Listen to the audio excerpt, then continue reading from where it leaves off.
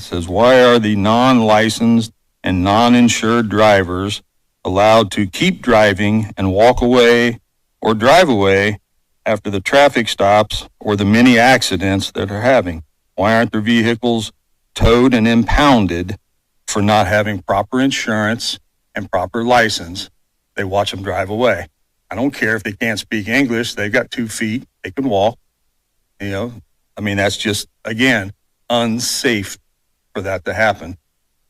And it's repeatedly happening on a daily basis. So ironically enough, the State Department just issued a travel advisory for Haiti, warning people that it is dangerous to travel to Haiti.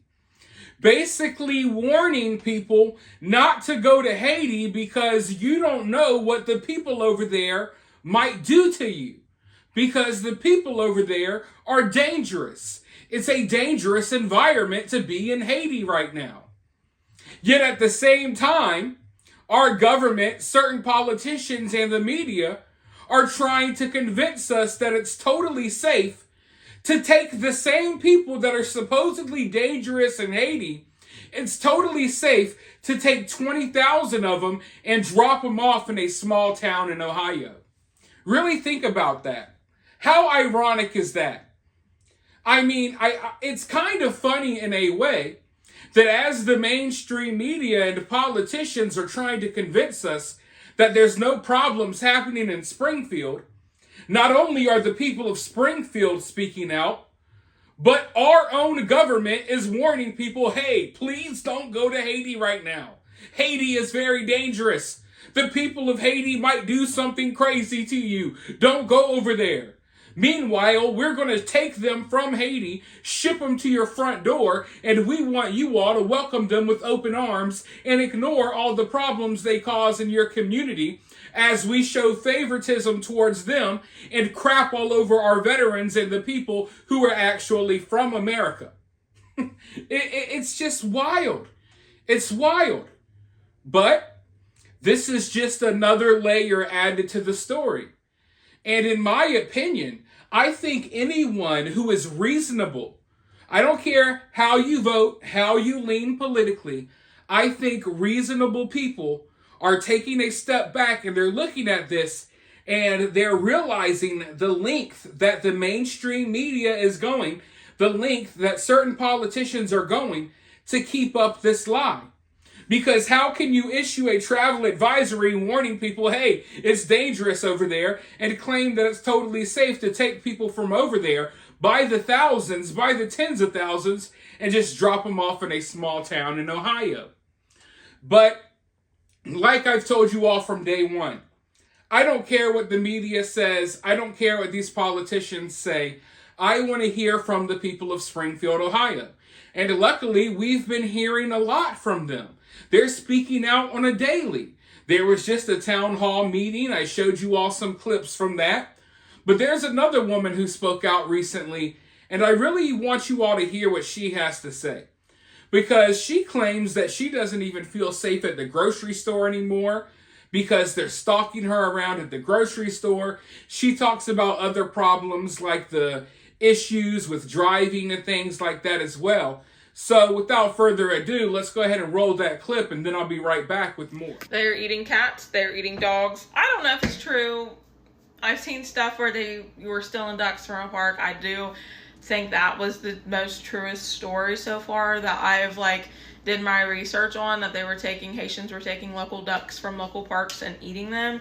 The cat and dog thing, I don't really technically know. I do live in Springfield, Ohio.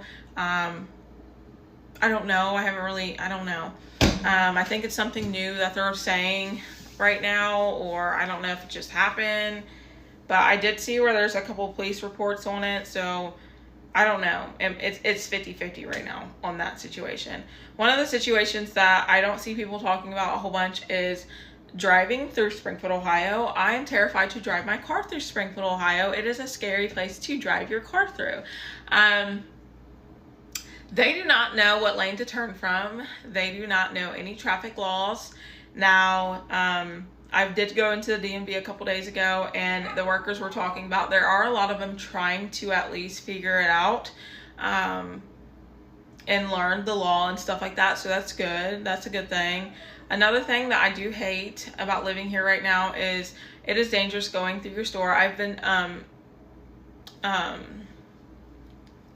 I don't ever hear a lot of women talking about this, but when I do talk to women about this, they do bring it up and they do say the same thing. So I know I'm not the only one, but I've been stalked through stores by Haitian men. It's to the point where I would tell them like, hey, stop fucking following me. And it's not like, oh, you're just being nervous. They ain't really following you. Yes, bitch, they're following me. If you go to the milk aisle, go to the freaking detailing section, and go to the toy section, and go to the toilet seat aisle, go to the dog food aisle, and they're same ones who are following you around, they're stalking you. They're stalking. So I always tell them, I let them know that I know that they're stalking me. I don't know if that's a good thing or not, but anymore, I do not go to the grocery store by myself. If I do go by myself, I'm on the phone with somebody, I'm watching my surroundings, and best believe I have something on me. But so that also sucks. Another thing that I've fell in love with the gym. The gym has been my second home here lately. I just can't really stand going into the gym. There's some days where I have to wrap a jacket around my waist to feel comfortable going into my gym. It is a unisex gym. There's men and women there. But I've never really felt like I wasn't welcomed in my own gym. I will say that. That's one of the things I hate about the biggest thing the biggest thing I do hate about it right now is the gym right now. But you know, they're in there working on themselves, that's good. But when they're in there watching women to the point where they're rubbing their junk and stuff, it's gross. It's giving foul, it's giving nasty, it's giving get the fuck out of my gym. So that's also going on. What else? Around the first of the month, it's hard finding some food items. I will say, for someone that doesn't have food stamps and pays cash out of her pocket for everything, for food and stuff, it is hard coming by some items. In Springfield, sometimes I have to go to multiple different grocery stores to find one item. Sometimes I go out of Springfield to shop at grocery stores just because I do feel a little bit more comfortable. And there's a lot more stuff available at those grocery stores. Other than that, I do feel like another thing that I do see, what I've heard from like some of my healthcare friends, is a lot of them are coming over with diseases. A lot of them are coming over with nasty cancers. A lot of them are coming over with stuff that's non-curable, which, you know, is terrible, you know, but it's terrible. But it has something to do with cleanliness or cleansingness or whatever you want to call it. Some of them are living in like really bad living conditions, and some of them are just moving in like houses that shouldn't even be allowed to be rented out to or allowed to be moved into. I do see them doing that. I see a lot of them at Goodwill buying like used like trash items that shouldn't even be at Goodwill. I feel like our Goodwill stores just offer like just trash items. There's a lot of them rolling around digging through trashes, and you know, just getting furniture and stuff like that. But you know, like, also you have to sit here and think that these people literally came from somewhere where they had literally nothing. They lived from like dirt homes. So like coming over here and the stuff that they see here and they have here, they probably think that they are rich the way they're living. And it is a big adjustment for us that have been here. It's a big adjustment for them.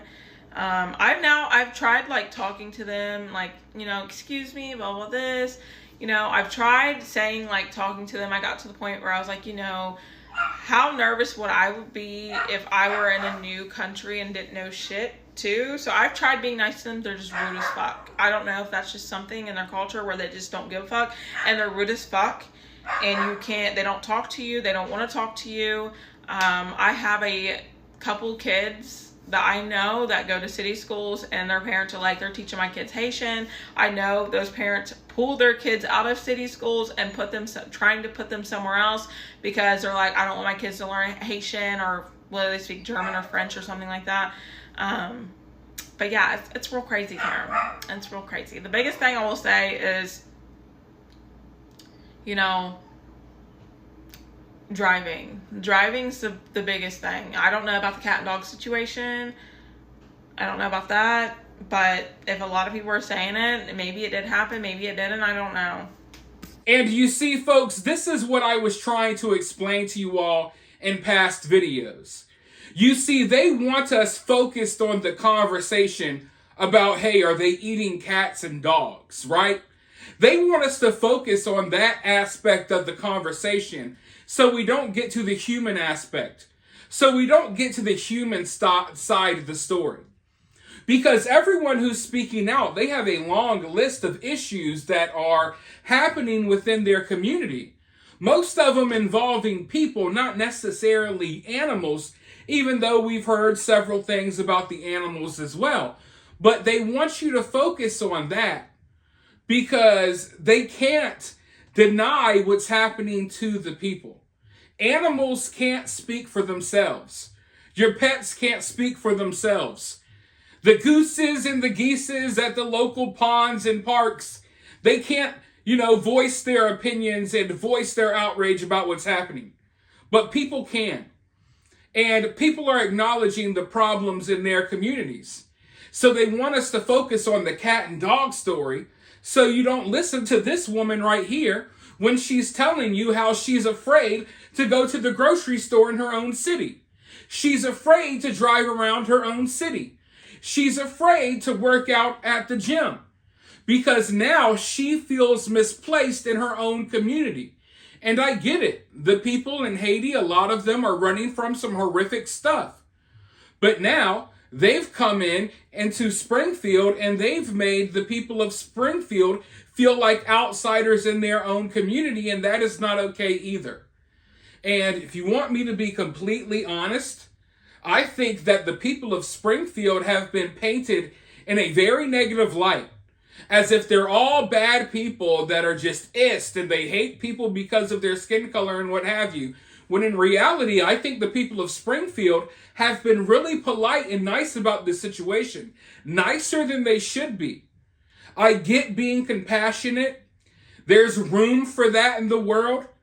But when your communities are being taken over, when you're afraid to go grocery shopping, when your kids are being ran over at the bus stop and your grandmas are being ran over in their driveways, the compassion has to go out the window, okay? Because being nice about this situation, as nice as the people of Springfield have been, this is going to cause all of America to be overrun by this type of situation. Because people are being too kind, too nice, and polite. They're being too politically correct. They're too afraid to be canceled or be called bad names. But in my honest opinion, I think these people are handling the situation pretty good considering what they're going through. And I think they're being way nicer than they should be about what they're going through. But for now, you let me know what you think about that down in the comments below. Some of you all will agree, some of you will disagree. But while you're down there, make sure you hit the thumbs up, make sure you subscribe, and I'll talk to you all very soon in the next one.